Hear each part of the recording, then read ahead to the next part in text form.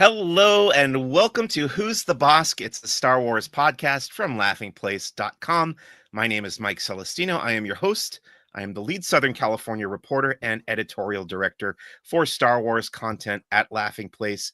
This is episode number 211 of Who's the Bossk, and we will be discussing the latest fourth episode of the live-action Lucasfilm Disney Plus series Star Wars Skeleton Crew. And for that conversation, I have invited onto the show for the very first time one of the newest, actually, I think the newest addition to Laughing Place's staff. And his name is Eric Goldman. Eric, thank you so much for coming on the show. No problem. Thanks for having me. I said this was an easy yes, because it's not hard to get me to talk about Star Wars. That's great. Yeah, so I mentioned you joined Laughing Place pretty recently, but you do have experience. You've worked for IGN, Marvel.com, I believe. Yep. Fandom. Tell me a little bit about your kind of career as an entertainment journalist. Yeah. So began as doing freelance for IGN, then was full time there, basically running their TV section, as that was kind of growing. We'll talk more. This will come up a lot that I covered Clone Wars a lot because I was there for all of that. Nice. And so I was that was a big part of what I was doing when I was at IGN, was covering the Clone Wars era. And then worked at Marvel for a couple years on the editorial side at Marvel.com. So, kind of covering Marvel from within. And then, I was at Fandom for a few years on the entertainment side. But I keep working at sites that have video game coverage, but I don't do the video game coverage. People think I'm maybe good at video games, but I'm not, unfortunately. Okay. And then, this currently, I'm ready. I'm at Laughing Place doing part-time at Laughing Place. And then I'm also doing a bunch of different freelance stuff, including for IGN, because everything comes full circle in life.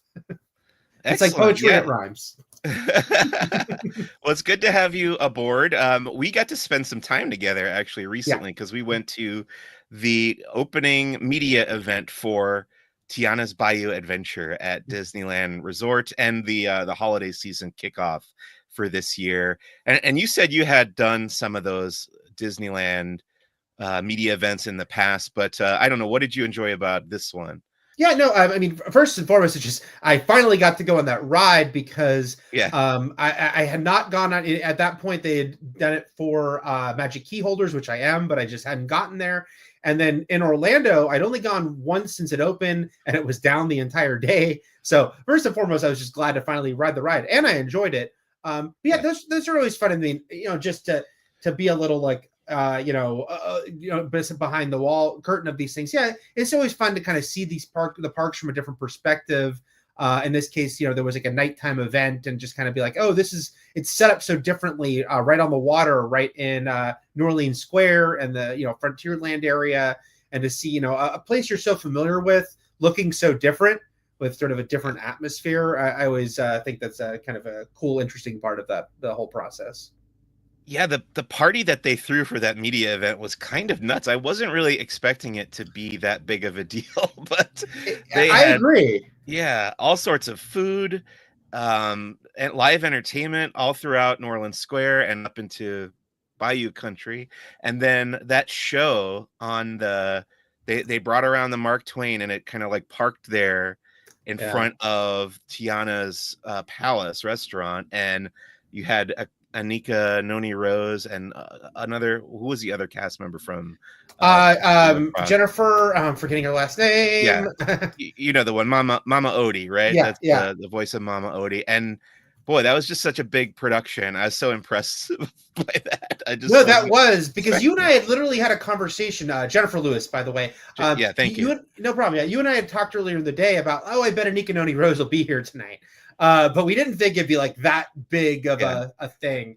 Also, it was funny because they actually had more set up than they needed as far as how many people were at that party.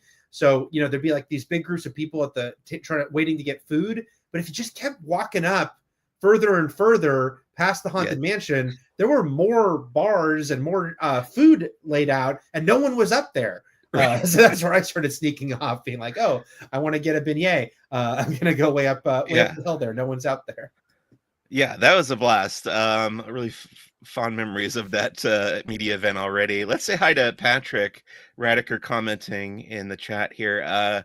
Good afternoon. Love this episode. Can't wait to hear your thoughts. Yeah, we're going to talk about Skeleton Crew very soon. Mm-hmm. But first of all, I do want to remind everyone out there that we are recording this live on the Laughing Place YouTube channel. If you would like to comment along or ask any questions you may have, we'll be happy to address them. But that brings us to the 5 Star Wars questions. Eric, this is your first time on the show. Yeah. This basically like gives us a base level of your Star Wars fandom. Are you ready for this? I'm ready. All right. 5 Star Wars questions. Here we go. Number 1, what is your earliest Star Wars memory? The funny thing is I can't even parse that because I was so into Star Wars from such a young age. It was like, I don't remember the first time I saw it because I can't remember not seeing it. Yeah. I had a sister who is 10 years older, but she was a big fan. So it's like, I think she really helped, like, because she was into it as a kid. And here I am as like a toddler. And so she was like really getting me into it. I guess the first thing I remember doing, though, involving Star Wars is my mom would call me out into the living room when she had friends over to because she knew that I would reenact the "I Am Your Father" scene, playing both parts. I'm like 4 or 5 here, and I would happily perform the "I Am Your Father" scene. So that's like a big memory besides playing with the action figures and just like being so into them. Those are my early Star Wars memories. The reenacting that scene brings to mind, I'm sure you're familiar with this, the movie Reign of Fire. With there's like the dragon apocalypse, but their mythology in that world is the Star Wars trilogy, and they're like putting on plays of Star Wars in that world. I just thought that was such a clever twist on the post-apocalypse, you know. I mean, yeah, if we get into the post-apocalypse, I'll definitely be passing that on as our spoken word, to people. Okay, number 2 of the 5 Star Wars questions. What is your current favorite Star Wars movie or TV series, and why? I guess it's funny. I've had so much back and forth on this one through the years, but I've ultimately settled on saying A New Hope. Because for years I said Empire Strikes Back, and I can tell you my recent favorite is Rogue One, and those are definitely like huge favorites for me. But then I kept being like, but you know what? It all goes back to A New Hope. Those are my earlier memories of watching that, and you know, obviously nothing else exists without it. There's something about the core storytelling of that. And even though other movies would get sort of more complex and more emotional, I kept just being like, I got to go with just, episode 4 with the original Star Wars. Because that's the one, like, if you told me I could only have one more Star Wars movie to watch the rest of my life, I think I'd choose that one, which is funny. Because again, even though there's other ones that give me higher highs, but there's something about just that original story, those original characters that, I can't help but have such affection for. I just rewatched it a couple weeks ago. My friend sent me the link to rather illegally download the Project 4K77. You know about this? Yeah, I've heard about this. So I'm ashamed to admit, I guess, that I am kind of a purist when it comes to the original trilogy. I don't like the special edition. I don't know how you feel about the special edition, but like I can't bring myself to watch that anymore. I was watching I have the DVDs that have the like laser disc transfers on them. So that was before getting this 4K77, that was my preferred way of watching it. And now it's like a whole new world. I've got, full HD, 4K HD, original cut. It looks so wonderful. So if you get the chance, all right, that's the one to watch right now. I mean, I've seen it on the big screen, but only in the form of the special edition. So even when they do theatrical showings now of the original trilogy, it's usually the special edition. Lucasfilm won't let that original cut play anywhere, I don't think so. They'll have to pry it from my cold dead hard drive, I guess, if they want to take it from me now. Let's see. Number 3, who is your favorite Star Wars character and why? There's a couple here where I'm going to cheat and give you 2 answers, but I'll quickly say one, which is My childhood favorite was Boba Fett. I was way into Boba Fett. I made like I remember making a Boba Fett paper mache mask when we had a project in elementary school to make paper mache masks. I was all about the mystique of that character. Yeah. I have more misgivings the more we know about him. It's one of those things where I'm like, I kind of, so my affection for the not knowing everything about Boba Fett version. But my current favorite might be, I think it's Ahsoka. And that really stems from all the animated stuff, which is no shade on Rosario Dawson, who I think is great. Yeah. I really like Ahsoka, the series, although I do hope going forward they make her a little less stoic on that show. Right. But as someone, again, who has huge affection for the Clone Wars and kind of feels a big connection to that era of Star Wars, and knows that show obviously had a rocky beginning, and Ahsoka as a character had a rocky beginning. Yeah. I really love the journey that the show took her on, how I think it kind of went hand in hand with the relationship fandom had with that character, and going from being like, we don't accept this, to being like, oh, we're invested in her. We're rooting for her, and seeing her maturity. And she's the through line of the Clone Wars. Obviously, if you were to say the main character of the Clone Wars, I think it is her. And so I love her story. I love everything we've kind of gone on, that journey we've gone on with her. So I think Ahsoka is my favorite these days. Yeah, she's such a great example of this theory that I have built around Star Wars in the last decade of, like, when people don't like something, just wait 15 years, and everyone will love it. Yes.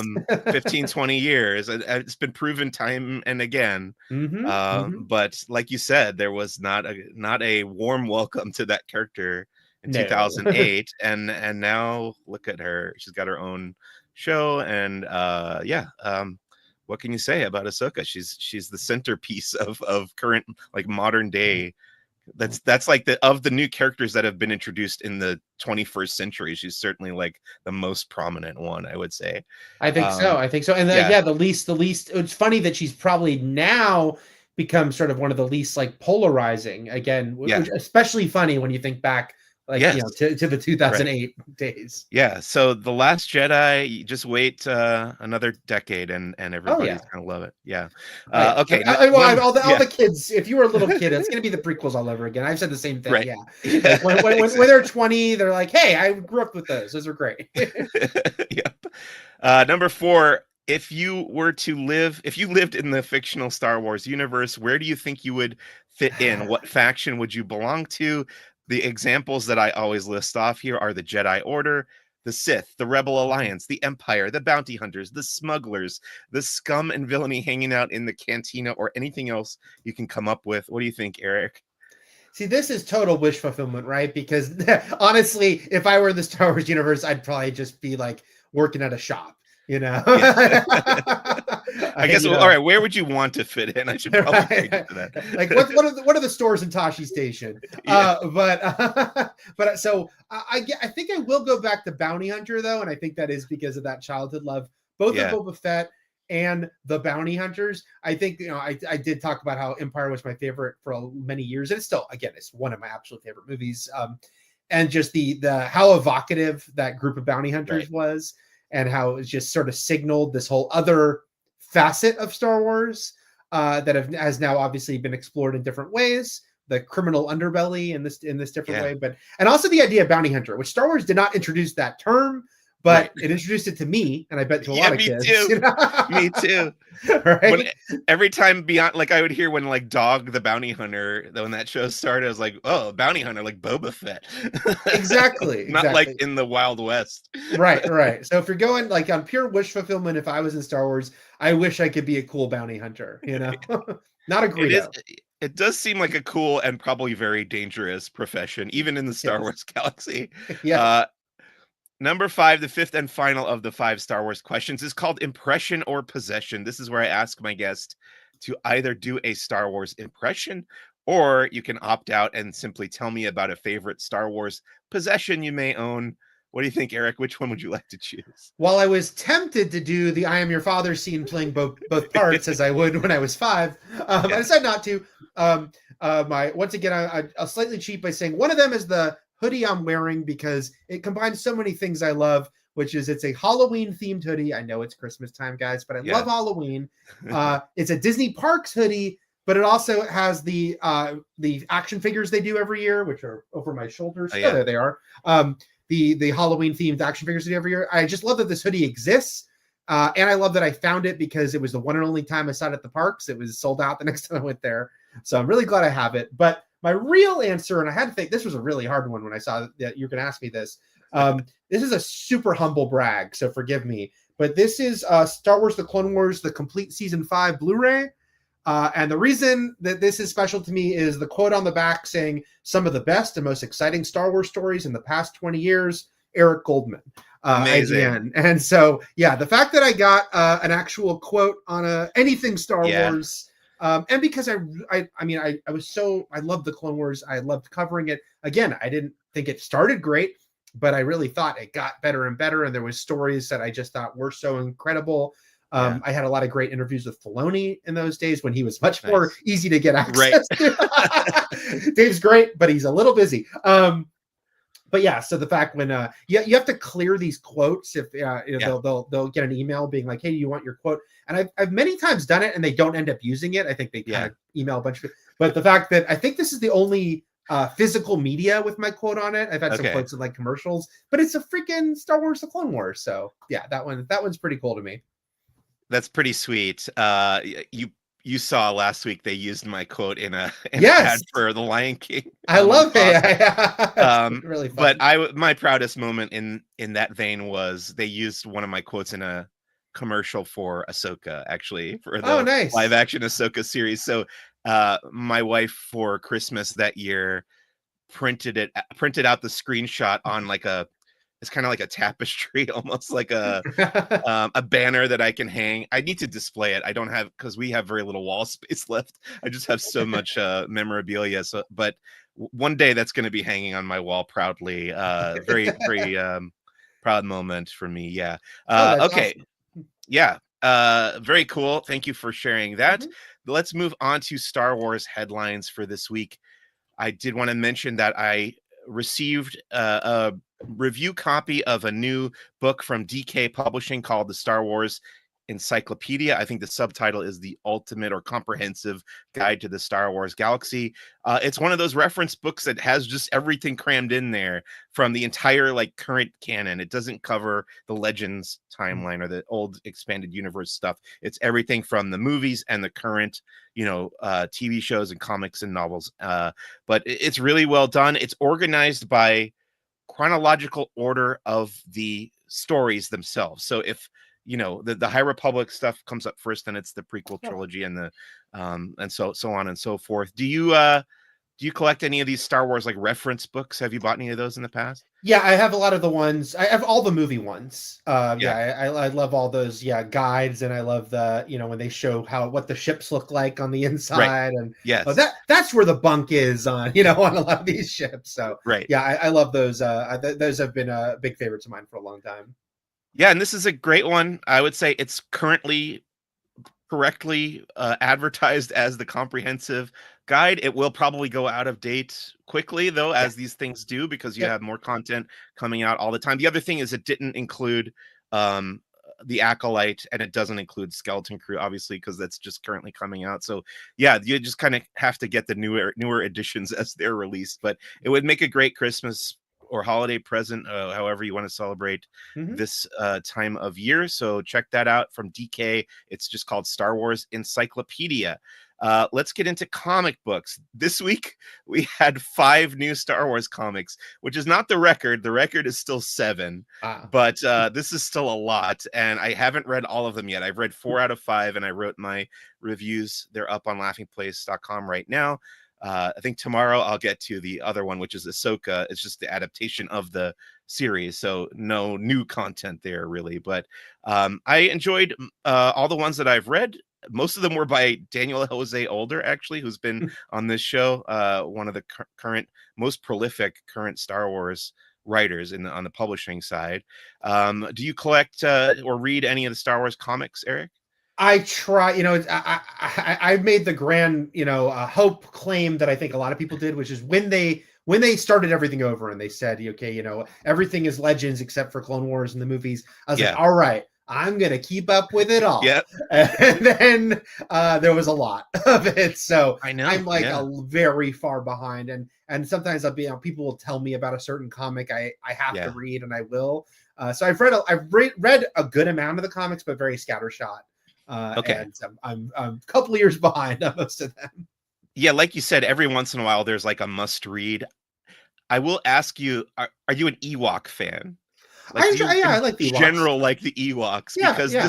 there's a current comic running. It's a mini series. I think it's going to be 4 issues total. But number 3 of the Ewoks comic came out this week, and it is kind of a must read if you're really into the Ewoks, because it has a lot of deep cuts to the old Ewoks cartoon from the 80s, the 2 made for TV movies, and I think like some of the like kids books that came out in the mid 80s too, they're all referenced. There's lots of Easter eggs in this Ewoks comic, and it also ties in with the current Battle of Jakku comics that are going on. So that's kind of my recommendation for this week if you're going out. You absolutely sold me. I'm very intrigued. Like, I love when they've done some action figures that have had nods to the animated series and stuff. Like they gave Wicket the alternate like Green Hood. So I definitely want to check that out. Yeah, so this comic is definitely written with people who grew up on the Ewoks, intended as the audience there. Let's talk about toys for a minute. We had the final week of Hasbro's Star Wars Gift the Galaxy campaign this week, and they revealed 2 new multi-packs of action figures coming to the Black Series, a 6-inch scale. We've got an Attack of the Clones 2-pack, which I think was a Clone Trooper and a Super Battle Droid together in one 2-pack. And then in the Vintage Collection, the 3 3/4-inch action figures, there's an Anakin Skywalker 3-pack, and it's 3 different versions of Anakin at 3 different points in his life. The third one being after he's redeemed in Return of the Jedi, and he's got the electricity running through him, and he's throwing Emperor Palpatine down the shaft on the second Death Star. Very cool sets. I don't collect prequel era stuff, so I won't be getting these, but I think people who are into the prequels more than I am will definitely want to pick these up. Eric, do you collect action? I see a bunch behind you. Yeah, so I think the answer is yes. Answer is absolutely yes. Although I'm not a huge Black Series collection figure, mostly just for monetary and space reasons. I'm actually looking, you can't see it, but there's a shelf where I have the Black Series figures that I really specifically went for, which is anything Rogue One and Rebels. I decided to make that like my, I decided that I would go insane if I kept trying to collect them all. I get Vintage Collection. Because it's like, okay, space wise, and then sometimes I get the Hot Toys, and I did order the Range Trooper today because nice. it's one of my favorite designs. Like it's actually I actually sold a few years ago a bunch of Hot Toys I had of different Stormtroopers. I was like, this is too many, and they're too expensive if I want to get new ones.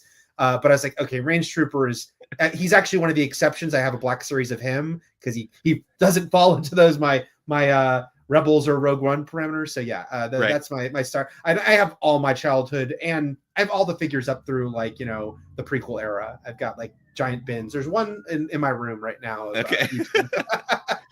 Yeah, I have that Black Series Range Trooper as well. It's certainly one of my favorite figures. Got the fuzzy leg warmers and stuff like the. I don't know. Yeah, but it's pretty cool. A cool design, like you said. Mm-hmm. So that was a very cool announcement. And it's a great segue to talk about more Hot Toys, because in recent weeks, we also got reveals or announcements of Plo Koon coming to Hot Toys, Lord Starkiller from the old Force Unleashed video games, and then the Range Trooper, like you just mentioned. Either of those other ones jump out to you? I mean, well, first and foremost, as everyone knows who's a Star Wars fan, no one is going to be getting that Plo Koon quicker than Dave Filoni. Right. So he is very excited.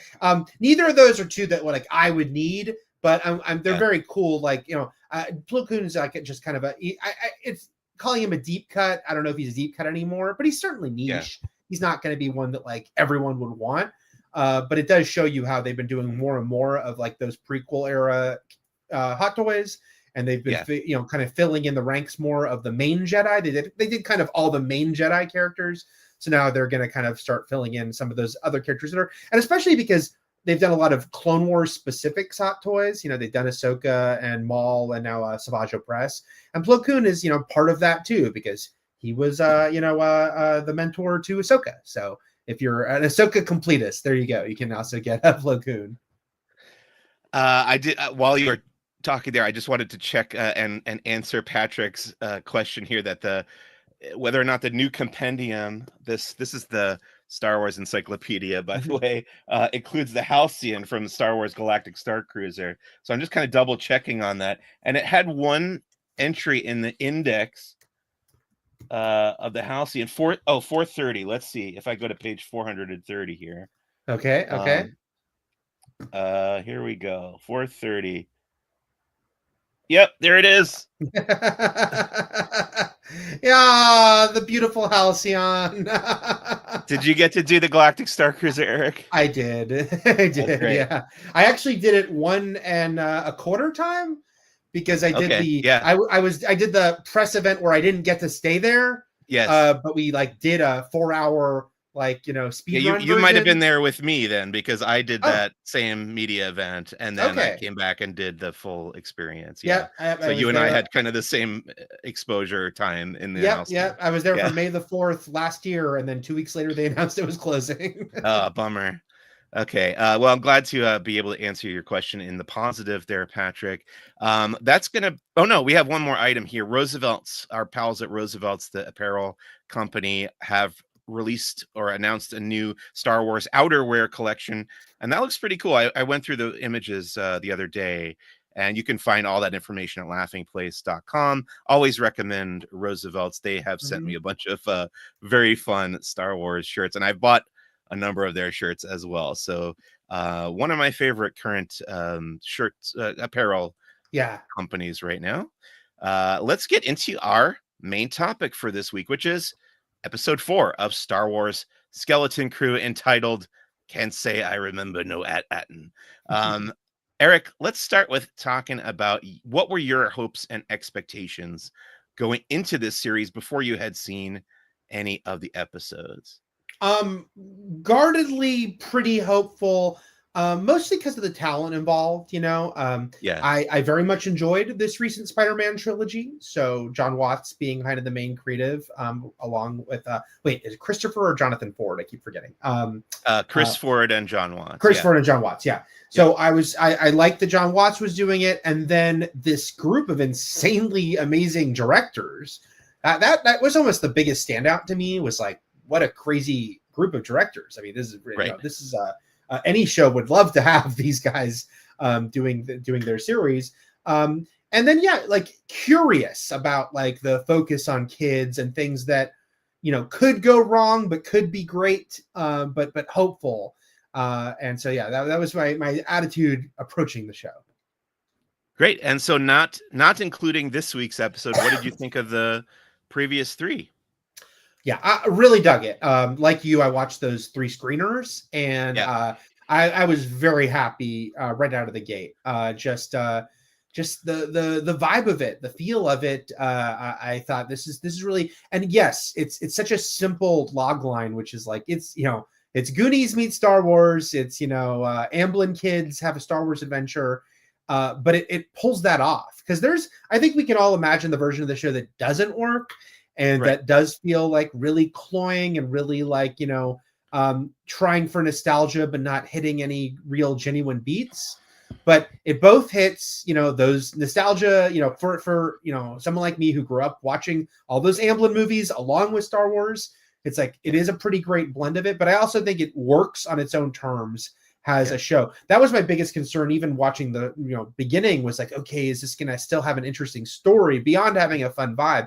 And I think it does. There's an interesting mystery element to this. And that's what made me very happy, is that both tonally, I think it's landing, and that I'm actually intrigued by the information that they're slowly doling out about what the hell is going on with this lost secret planet, Yeah, I am enjoying that mystery box aspect of it too, but I'm kind of a sucker for that kind of a thing. Let's get into this week's episode. The title, like I said, is Can't Say I Remember No Attin, which is sort of SM33's catchphrase at this point. And it was directed by I would say maybe the most high profile currently of the directors that were announced for Skeleton Crew, namely Daniel Kwan and Daniel Scheinert, who are collectively known as the Daniels. And they directed a movie called Everything Everywhere All at Once a couple years ago that won Best Picture, the top prize in Hollywood at the Academy Awards. Let's see. Eric, first off, are you a fan of the Daniels' previous work? Very much so. I loved Everything Everywhere All at Once. And I thought it was just so creative, and I saw that movie kind of at an early press screening before people were talking about it, and I was like, "Oh, this is cool. This is different." And then I also really enjoyed Swiss Army Man, the Harry Potter dead farting movie, as people call it, where he's the farting corpse that gets carried around. But they're so eclectic. They're so strange. I think they're very talented, and visually they're really talented. Also, I have to give them respect because they went to Emerson College, where I went. But I don't like everyone who went to Emerson. But I think that I think that they're really, really talented. And I know it's funny. They've done behind the scenes videos for this show, talking about how this show took years to actually hit the air. So I think they signed on before they won the Oscar or any of this stuff had happened. But I thought, that was really cool that they were playing in the Star Wars sandbox. I guess my question is, when you bring in a directing team or singular director like this, who's known for their kind of quirkier style, like they have a very distinctive style, as you can see from their 2 feature films, and they've made a bunch of music videos, I think, other than that. What do you think a directing team or director is bringing? Like, I know when you come aboard a TV show that's an ongoing narrative, it's not an anthology, you kind of have to adhere to the style of the established, not only the show itself, but the whole Star Wars universe. But what do you think that Daniels brought stylistically to this episode of Skeleton Crew? So I'm about to say a lot of positive things about this episode, but I will say not that much, which I think is like the tricky challenge, right? Because like you're saying, if you're directing an episode of an ongoing series, you probably shouldn't be changing up that much. The person who really establishes the tone is the person who directs the first episode, and then has that vibe. And of course, we've seen some Star Wars series. I mean, Andor, of course, is the big standout where it's like, oh, this is Tony Gilroy doing his vibe, his feel on a Star Wars story, and that's going to carry through the whole series. So this was interesting, right? Because John Watts had established what the tone of this show is and the feel of it, and the Daniels shouldn't come in and shake that all up. It shouldn't feel like, oh, we're suddenly in a different series. So on one hand, there wasn't that much that would visually stick out here and be like, oh, that's a signature Daniels move. I think other people have pointed out that the most you probably get, besides some kinetic stuff, with why am I blanking on her name? Neil's friend, Hannah, right? Oh yes, I have it right here. Yes. Correct. Hayna. Yeah. So some of that stuff where she like slides into like the tram and some of those things. And then of course, the end when SM-33, when he turns on them and there's those sort of shots that are like right on him. Those feel a little visually different. But the rest of it is in the visual language, not just of Star Wars, but specifically of Skeleton Crew. But I still think that there's something interesting about that I think appeals to directors, because I even go back to, Tarantino directed episodes of CSI and ER. And it's not like those episodes feel like 100% different. They might have a little more kinetic, energy to them. But I think there's something appealing to a director that has like a real distinct vibe to be like, can I play in this sandbox? And everyone wants to play in Star Wars. I mean, I think every one of these directors that they got for this show was like, of course I wanted to do a Star Wars thing because I grew up loving Star Wars. Star Wars was an influence on me wanting to be a filmmaker. So I really dug this episode. And I think that the Daniels kind of just show that they can tell a really strong Star Wars story. Now, if they were given their own Star Wars movie, I think it'd probably be a very different thing, right? We might actually see some pretty big visual distinctions. But this, my long answer to you about saying that they didn't really bring that much visually different, but I still thought they did a wonderful job working within the parameters. Yeah, I totally agree with you. In fact, if you hadn't brought up the SM-33 kind of going nuts scene at the end, that was the part that I was going to compare to stuff that I had seen of theirs before. But yeah, otherwise pretty much adhering to the established style, which you would expect. The writers were Christopher Ford and John Watts. Again, I believe they have written the entire series, so that's not going to change. The cinematographer was David Klein, returning. He's done The Mandalorian in the past, and the editor this week was Catherine Naranjo, who has worked on Stranger Things for Netflix. Let's talk about this episode in general. I would say I really liked the beginning and the final scene in that tower. I thought those were really strong, but I struggled a little bit with the middle of this episode. I thought the plot, the kind of overarching idea of this kind of Hatfield and McCoy's feud between these two clans, they called them, on this planet, it felt a little underdeveloped to me in a way that I wasn't connecting with it. And I also thought it was a little dull. So at the same time, I wanted more information, but also I just kind of wanted them to move on, which felt like a bad combination to me. But then also the episode kind of hinges around this connection that Neil makes with the girl that you mentioned, Hannah. And I felt like that was a little underserved as well. In fact, when they have to say goodbye near the end, it's kind of this emotional moment, and I didn't think it felt earned to me.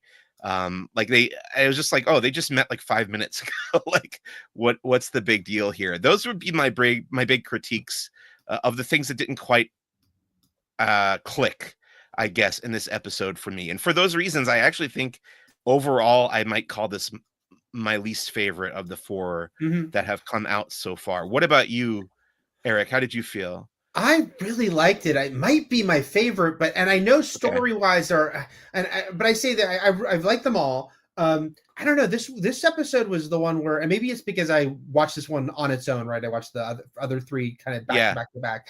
Watching on its own, I'm like, man, I am just so into the vibe of this show. That this show is kind of scratching an itch for sort of a classic Star Wars feel that I hadn't had in a little while, even from other Star Wars stories I've liked. Just like a certain vibe of it.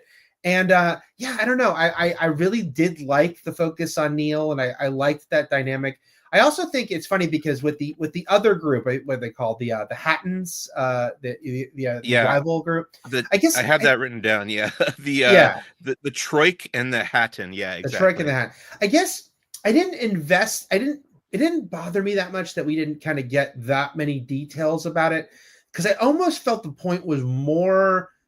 Because the whole thing, of course, was like Neil is he's a lover, not a fighter. He doesn't want any part of combat, and that this is a society that's kind of just like raised on war. I mean, literally, and that's what I thought was interesting. Right, it's a pretty dark subject matter under the surface because it's about like child soldiers, but they're just fighting, almost in that we don't even know why we're fighting any more way. I mean, they can talk about specifics. Oh, they stole some of our animals, or we have this feud. Yeah, right. But I felt, not to interrupt you, but that was a moment that stuck out to me when Neil asked her, like, oh, why is this war happening? And I was like, okay, we're going to get an answer to that. And she talks about, oh, they stole some of our Eopies last week. I was like, well, okay, but what about before that? Right. I don't know.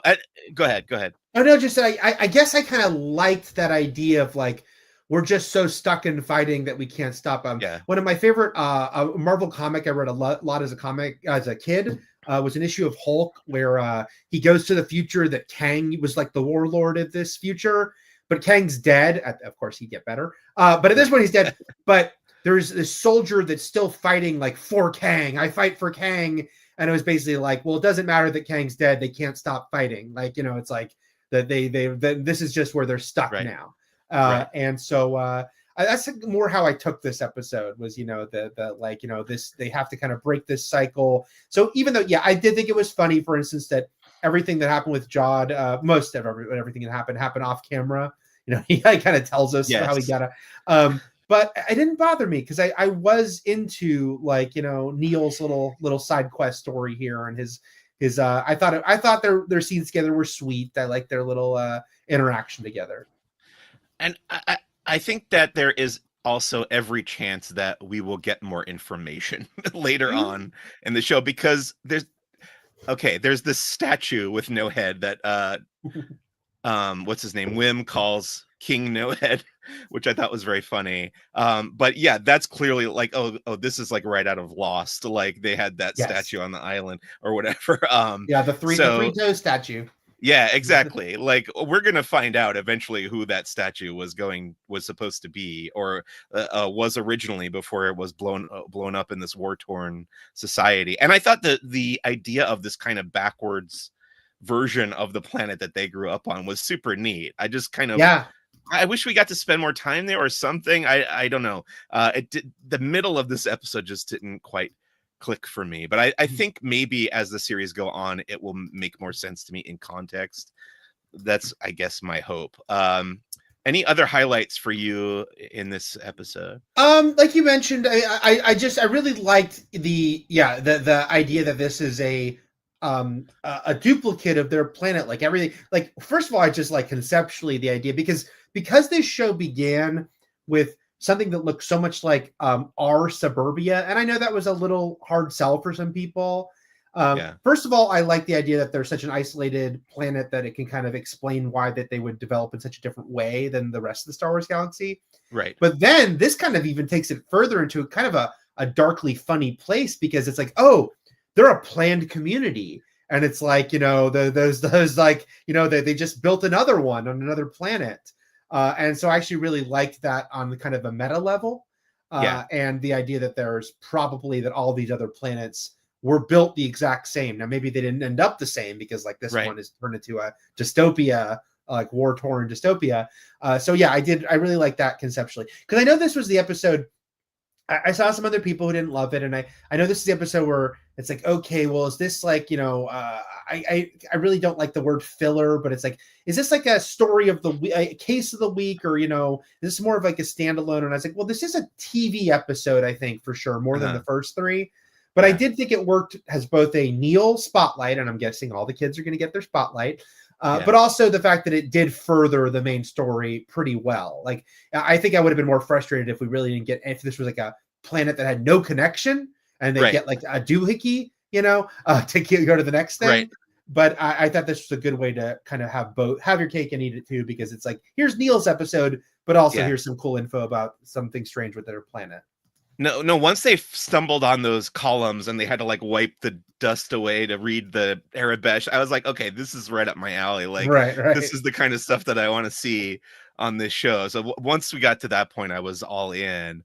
Let's talk about the guest stars here. You talked about Hannah, who was played by the actress Hala Finley, and then General Strix is the leader of the Troik.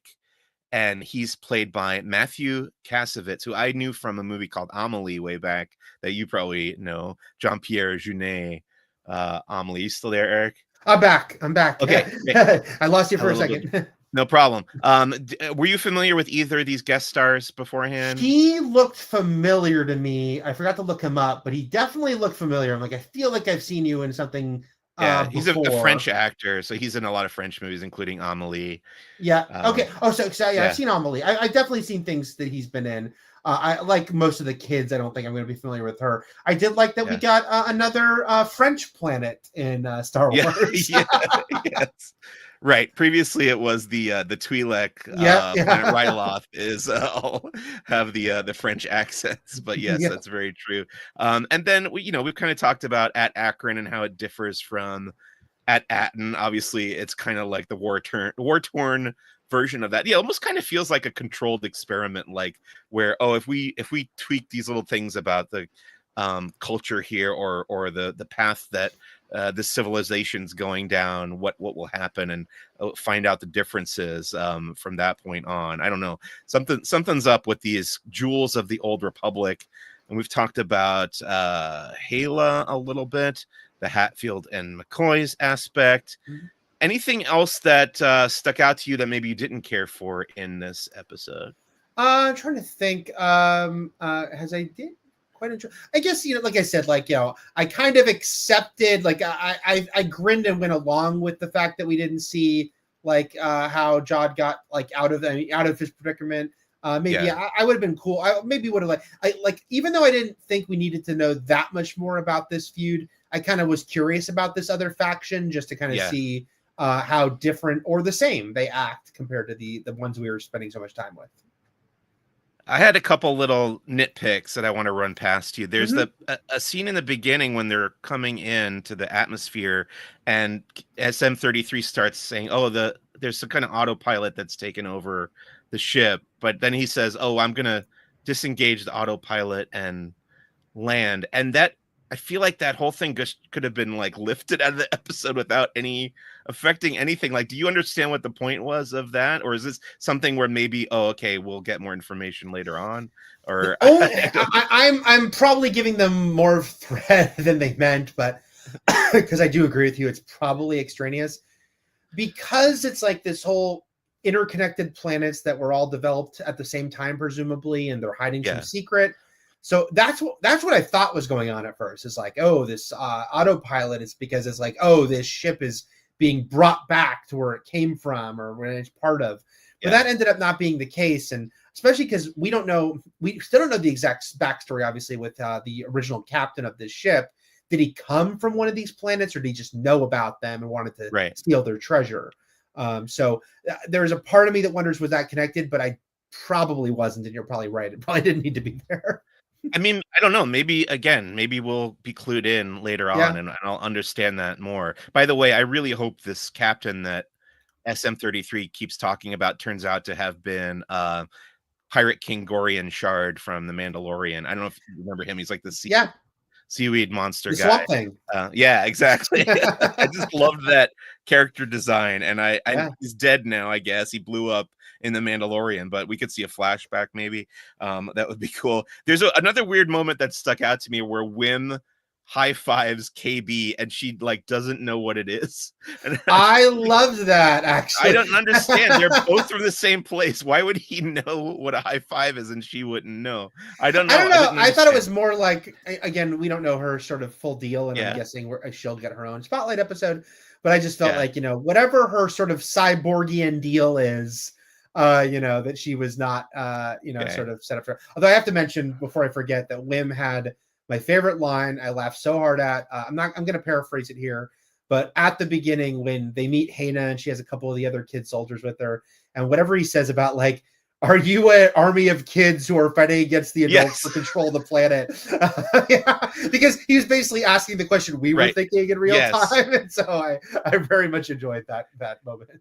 I enjoyed that quite a bit as well, and it got a big laugh out of me because, like you said, that's exactly what was going through my head, and it's such like an overplayed out trope in sci-fi and post-apocalyptic stories. So they're kind of hanging a lampshade on that, and I did really enjoy that moment as well.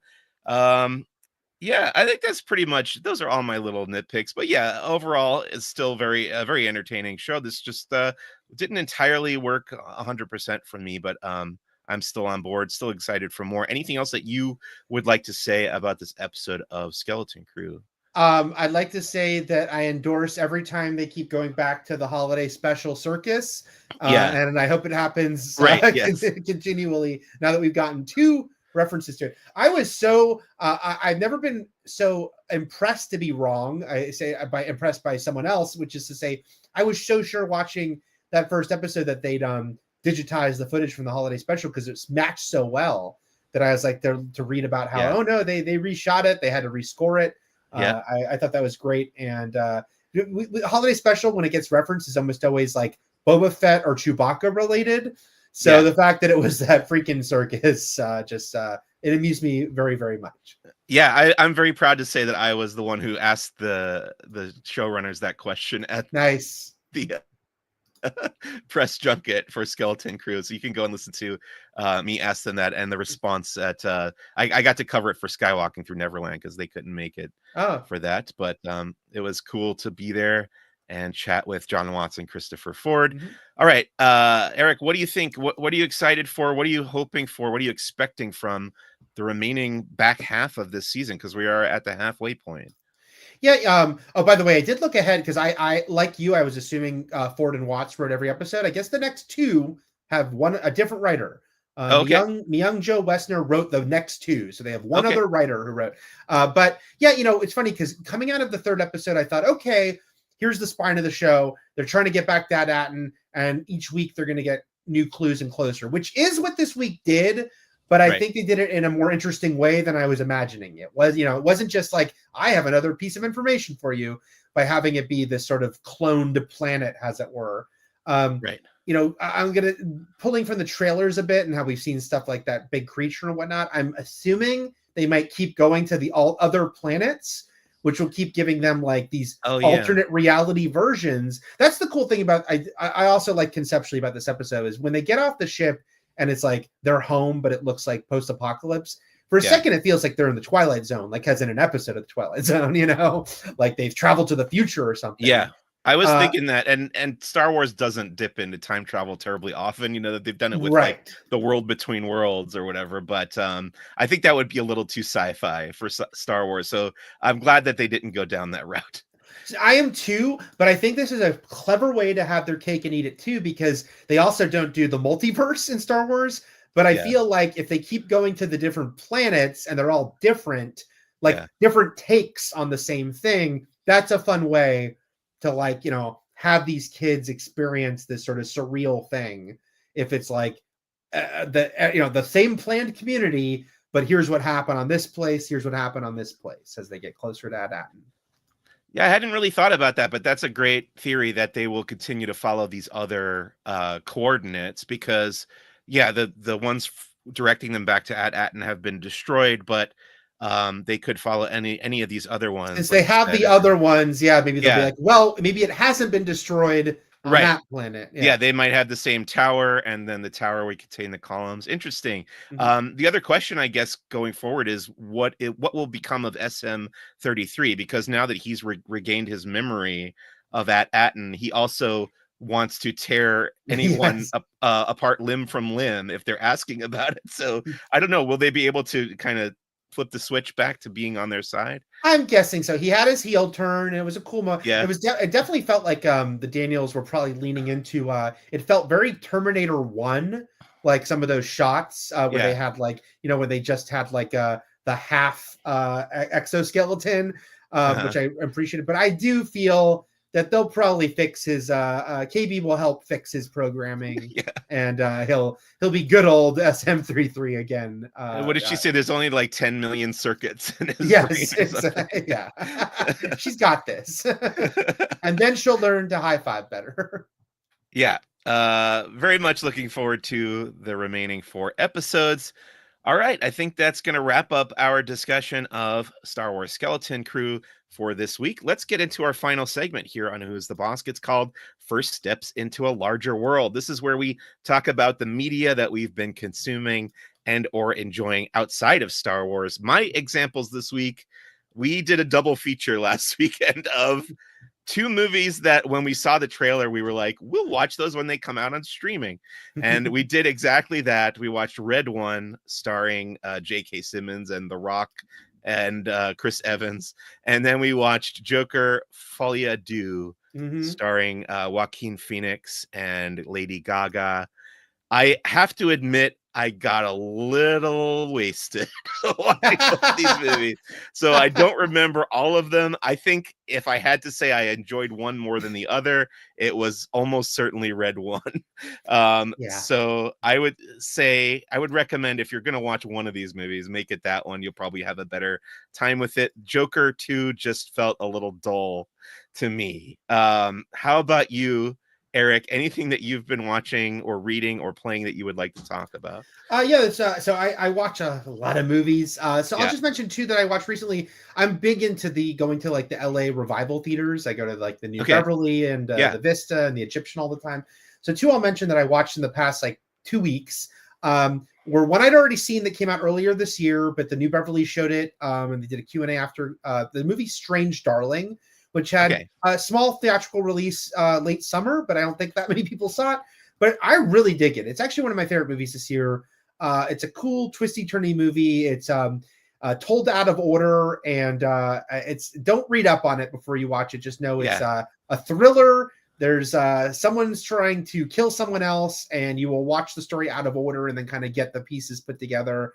And 2 really great lead performances. Kyle Gallner is the male lead, and he's in a lot of horror movies, but Willa Fitzgerald, the female lead, I only thing I'd seen her in was Fall, the House of Usher. But she's excellent. It's like a real kind of like I don't want to say star making because it's a small little indie movie, but I think it'll get her more parts, because it's pretty fantastic. And then the other thing I'll recommend was a movie I hadn't watched in like 15, 20 years, but I went to the Vista.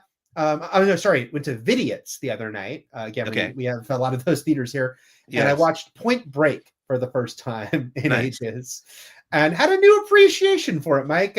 I know that it has a cult following, but when I was a kid, I was like, I don't know, I think it's dumb. And when I watched it now, I was like, it helped that it had a great audience who also were kind of wasted because they have a bar there. But people were having fun. Like people were having a ball with this movie and all the Keanu-isms. And, if nothing else, it is very funny to see how blatantly Fast and Furious, the first Fast and Furious, just ripped off the plot of Point Break. Like, it really is the same story. But I think as an adult, like watching it, I'm like, this movie is, I think, more self-aware than I give it credit for when I was like a sarcastic teenager and I thought I was above it. Now, and they knew this was preposterous. Johnny Utah, ex-football player turned FBI agent who's trained to surf to stop bank robbers. Why not? So old school Point Break is my other recommendation of something I watched recently. I think I've only seen Point Break in pieces. So someday I will, like you, maybe either visit a revival theater and watch it or watch it on streaming or something. I'll check it out. But going back to Strange Darling, I first heard of that movie from, I'm sure you're familiar with Red Letter Media.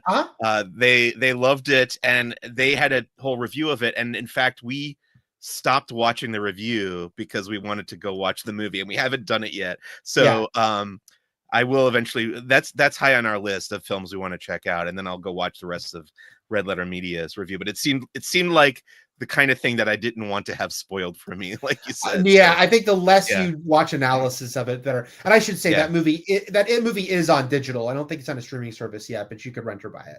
Okay. Yeah. That's going to be bumped up to the top of our list very soon. So excited to check that out. All right. That's going to bring us to the end of this week's episode of Who's the Bossk. Big thank you to my guest, Eric Goldman. You can find his writing right now at laughingplace.com, among other places. Eric, where would you like to send people on the internet to find you, social media wise or anything else, if you want to find you? Social media wise, I'm the Eric Goldman on most of your social platforms. You can find me on Twitter, on Blue Sky, on Instagram, and Threads at the Eric Goldman. And then I've been doing a lot more on YouTube lately, so I'm also the Eric Goldman on there. So if you want to like and subscribe, I'd welcome you. What kind of stuff do you do on YouTube? I've been doing movie reviews primarily, but I've actually started to do some interviews as well. I just did one with the directors of the new Wallace and Gromit movie. Well, obviously that includes Nick Park, the creator of Wallace and Gromit. Oh, awesome. And I've got one coming up on Monday with the writers of Sonic the Hedgehog 3. Mix of movie reviews, starting to do some interviews, and I'm going to try to mix in some other end of the year stuff if I can actually get to editing it soon. Have you seen that new Wallace and Gromit? Yeah, it's really good. It's really good. I can't wait.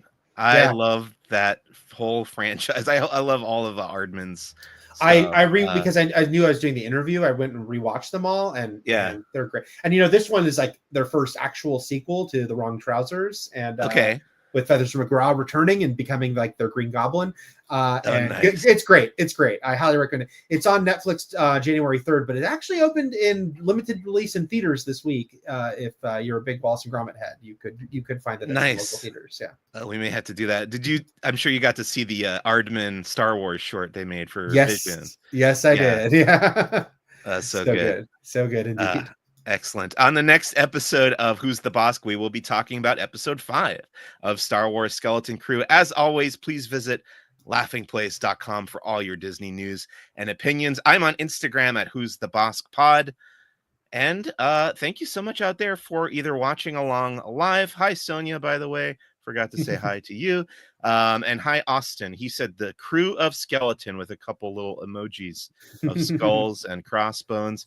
Thanks again for watching or listening to the audio version a little bit later on. My name is Mike Celestino. Mike Celestino is the way you say my name. And may the force be with you. See you real soon. Bye.